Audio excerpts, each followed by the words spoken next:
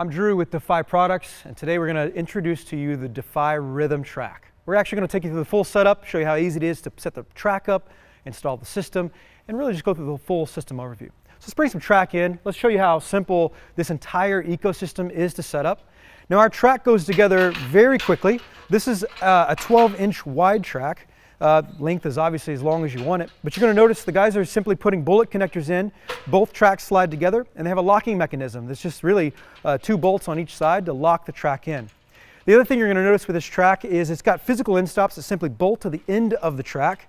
So now that the track's actually installed, we're going to roll the rhythm track in, and we're going to show you the full setup of the actual rhythm track. We've designed the system to go inside the case fully assembled. So when you open the lid, the goal is the operator or the tech really doesn't have to spend a lot of time setting it up. It literally opens the lid, goes right on the track, and installs directly. Now the only thing we'd have to do is install the safety mechanisms that go on the wheels. And those safeties keep it captive at all times on the rail. We're using two 48-volt batteries. Those batteries simply go into both sides of the sled. They lock right in, and as soon as they're locked in, the sled is technically ready to go. The next thing you guys are going to do is bolt the safety features in, and we're going to put the riser on and put the head on just to show you the full ecosystem and how quick and easy that system is to set up.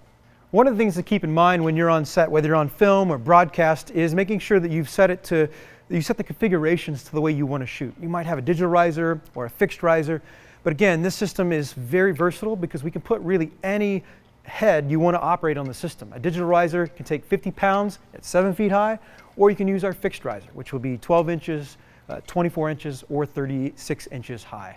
The system itself can take 200 pounds of total weight on the system, and it has speeds up to 30 miles per hour or as slow as 0.1 miles per hour. So it definitely goes through a crawl. But once you put the safety brackets on the wheels themselves, the system is really installed and ready to roll. The guys are going to work on putting the riser on. We're going to use a digital riser on this example, show you how to set that system up. And on this digital riser, we're actually using a 3-inch riser on the very top of that. We don't have to use a riser. You can also use an isolation plate.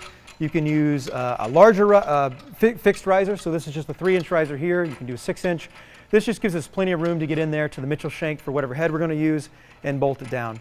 And again, on this riser itself, what we've done is we've made this digital riser simply bolt on with the Mitchell shank and the nut. You plug it into the power, and the head can go right on, and everything's fully functional at that point.